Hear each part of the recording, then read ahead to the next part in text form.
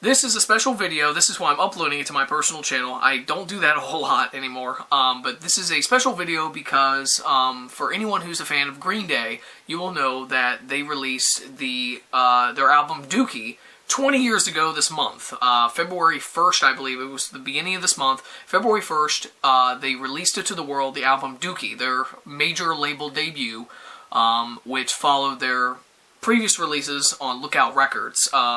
They released 3 EPs, Slappy, 1039 Smooth, and 1000 Hours. They combined this into one LP called the 1039 Smoothed Out Slappy Hours. I know too much about Green Day. Second album was Kerplunk, which I am wearing the shirt for right now. Still one of my favorite albums. And then the third album, major label debut, Dookie, came out February 1st, 1994. 20 years later, I am celebrating this album by reflecting on what it means to me and what it meant to me as a child, and to my family. My parents listen to relatively the same amount of music I do, same style of music. I got my music taste from them for the most part, and that is why I'm a Green Day fan today. First, a little history. I have some notes here on my laptop, just a brief little bio, I guess, of Green Day and me. Here it is. These are my words. Bear with me on this. The year's 1994. The place, Nashua, New Hampshire, a busy little town not far from the capital of Concord. There I was, 5 years old, the second son of parents well-versed in music, both popular and eccentric. Why else would MTV, one of a couple dozen channels available to us then, be blaring forth on our 20 or so inset, can't remember, highlighting some of the most talked about acts of that year, or that decade. It was through this that I got my first glimpse of Green Day, the 1987 formed Berkeley, California punks from Gilman Street. Unknown to me at the time, the 3 guys I saw before me had just cut their first major label debut and video, which exiled them from their humble beginnings into people's homes nationwide. Longview, Basket Case, and When I Come Around soon became second-nature statements in my home. The word Dookie I came to learn from reading the childish front cover of a jewel case. The names Billy Joe, Mike, and Trey Cool became familiar, like old friends I'd known for my whole life. All of 5 years. Alright, well that's it for my notes. This is all going to be, kind of from the heart, I guess, whatever you want to call it, improvised. I am in an improvisational comedy group. You'd think I'd be good at this by now. But yeah, this is all improvised, no scripted dialogue, and so here we go, for real now, starting with track 1, Burnout. This song's called Burnout, let's go!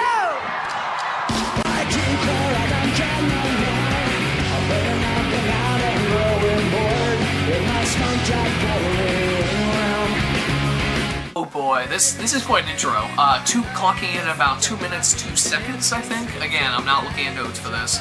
I'm going to go ahead and put the real time in here somewhere. Clocking in around that time, Burnout is a great intro, great kick to the album, and the way it starts is like, it really epitomizes the album for me. It really sets the tone.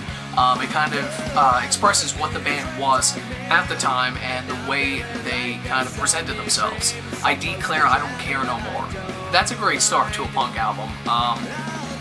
It goes further on, obviously. I'm burning up and out and growing bored in my smoked out boring room. It's just a very not a depressing song, but a very I don't care attitude, and it epitomizes your younger years. When they released this album, they were, I believe, 21. They were all 21 at the time. They are now they're all about the same age. I think Trey's the oldest. I'm not really sure. Can't remember too much right now. Again, not looking at his facts or anything, just my own opinion. So Burnout is, again, just a great kicker to this album. It really sets the tone, gets you going, gets you ready. You understand this band a little bit more when you hear that. I love the chorus. I love the jumping. The chorus gets me jumping all the time. I have visions of this band in a small club. When they first did the song, maybe when they first did the song, small club. Billy Joe just jumping at the chorus, doing his whatever, just doing his both legs in the air, and Mike Dirnt as well, and it really speaks to that era, and I know they continue to play it live and people love it, so great song.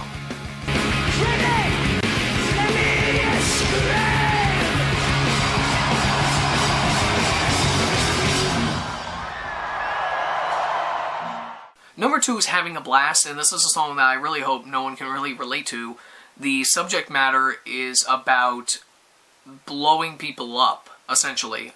Being a suicide bomber, if you will.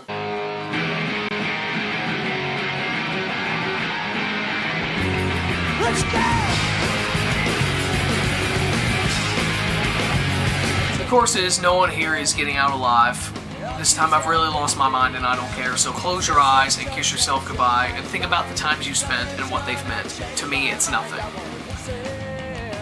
I love this chorus, and I love the song, but obviously it's very dark subject matter, which again is what I love about this band. I enjoy dark comedies and I enjoy a dark look on the world, even if that's clearly not a route you want to ever go. And I really hope that my viewers and myself and all of us in this nice world never get to that point. Obviously it happens, and that's a tragedy. But this is a great song. Tells a lot about, I guess, again, the snotty character of Billy Joe Armstrong and what he brings to the table. But yeah, Having a Blast is one of those songs that if you're wallowing in kind of a, like, I guess, like a very somber mood, and I don't know, if you need escape, like if you, I don't know, I always like to say that music is sort of like a, sort of an, I don't know if I want to say an anti-drug, but sort of like an antidepressant, at least for me, and I know for a lot of people,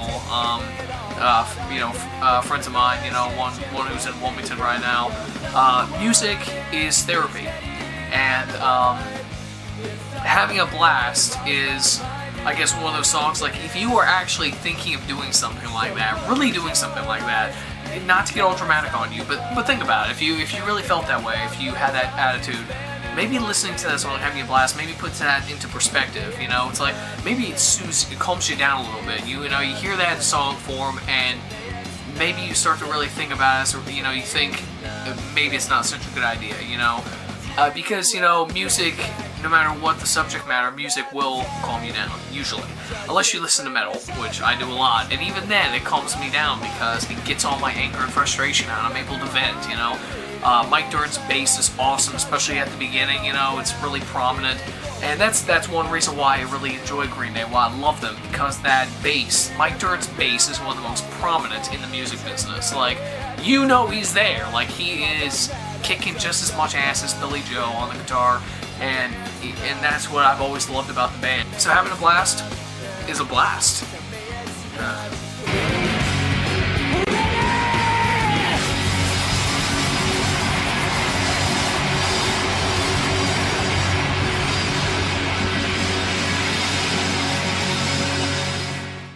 Number 3, Chump.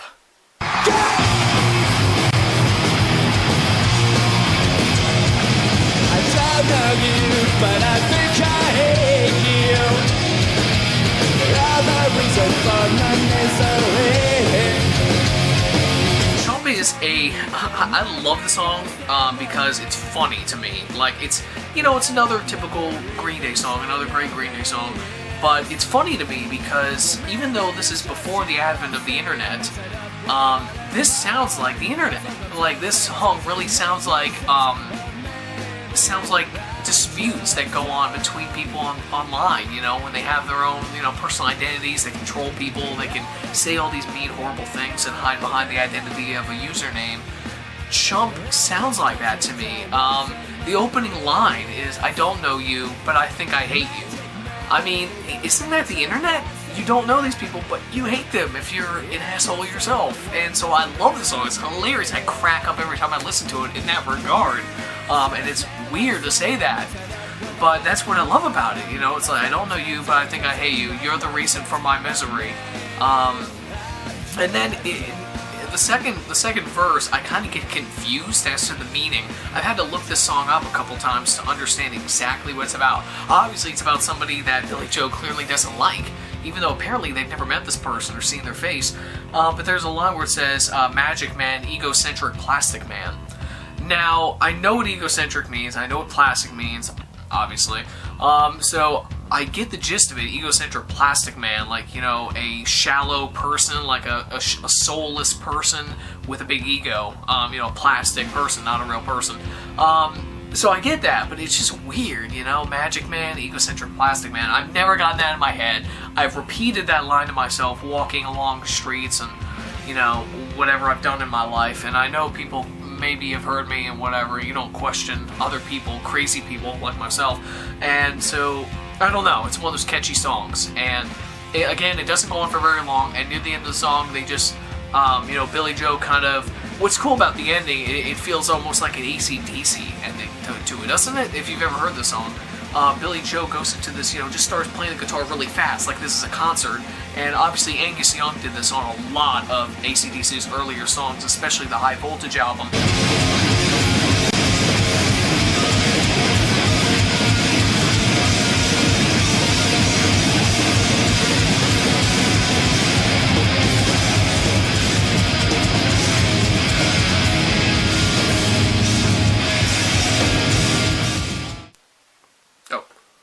Moving on.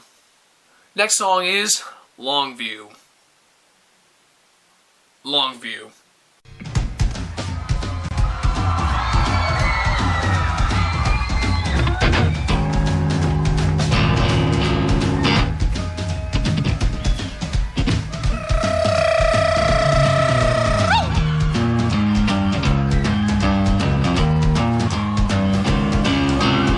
Times I've listened to this song, whether it was in my car riding to community college, or, you know, sitting around in my room, which is the opening line of the song. Great segue there. I love the song. I love every minute of it. I kind of lost interest in it when I got older, and then rediscovered it and just, you know, learned my passion. You know, re-educated myself on my passion for it. They've never been a heavy band, obviously. They're a pop-punk band. But this is just weird, you know, when you first heard this. Excuse me, it confirmed people's worst fears, I guess. Some, you know, people who despised Bring Me from a mainstream album. It kind of confirmed their worst fears. You know, what is this? You know, start off like almost a ballad, you know. But it's a very, maybe I'm overthinking this, but it's a very, you know, quiet song. It kind of gets going on it. And it, I mean, I love the bass. I mean, you can't get over the bass in the song. I mean, it's probably some of Mike Dirnt's best work, I think, as far as bass goes. And it shows. And it's a great opening, just a great bass underline throughout the whole song. And, of course, Billy Joe makes it with his great voice. And so it's a great song. It lures you into a false sense of not security, but like just a different feeling about it. And then boom, it hits you on the chorus and just like rocks out, you know. And then it proceeds back to its, you know, calm, cool, collected feel to it, you know, just like the album. You know, the whole album is about, a lot of the songs are about smoking pot, you know, for the most part, just like their older songs. So it's one of those songs that you can just kind of, you know, crack open a beer, just chill out, you know, listen to the music and enjoy it. You know, obviously, crack open a beer, or if you're, you know, if you take drugs, then go for it. You know, light it up, have a green day. Of course, before I move on to the next song, I have to, you know, reiterate that I do understand what the song's about, just so people don't get on my back. You know, you call yourself a Green Day fan, you don't even know what Longview is about.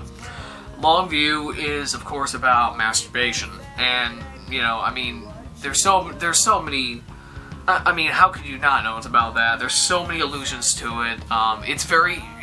I give them credit. It's very subtle. Like if you're not listening for it, you might miss it. And you know, if you get lost in the music, if you're so high, like whoa, dude, what's he even saying? Then you're gonna miss it. But there are lines like that. You know, I sit around and watch the phone. You know, but no one's calling. Call me pathetic. Call me what you will. You know, and of course, at one point, he even outright says the word, when masturbation has lost its fun, you're fucking lazy.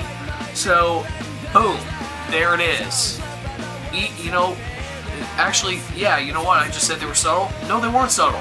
They lost the fine art of subtlety when they actually said the word. So if you missed it, sorry. You're 20 years too late to the party anyway. Real quick, it's also worth mentioning that Longview was indeed their first music video, so that's cool too.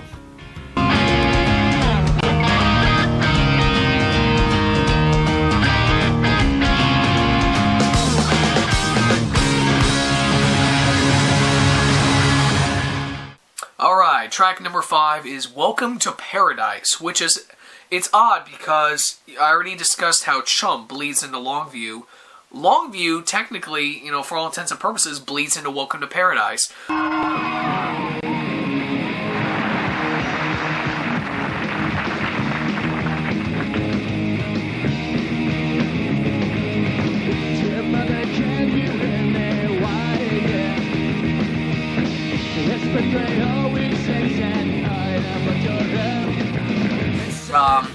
Because in the song Longview, it says, the chorus is, "Take me away to paradise."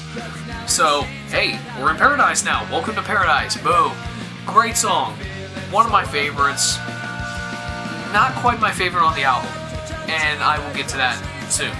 Great song, though. If you ever see the live performance, the music video they put out, it's a great performance. I love the lull in between. If you know the song, which I sincerely hope you do if you're watching this video, there is a lull in the song. After they do two verses, and then there's a lull where Mike Dirnt just plays the bass, and it's a nice progression rock to it. It slows down. It's like the song Shout. A little bit quiet now, and then burst back up, a nice crescendo. So that's what this song is. It goes into a lull where Dirt's just playing the bass, kicking ass as usual.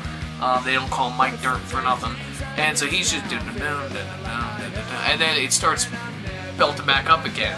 Before you know it, Billy Joe's it starts up again.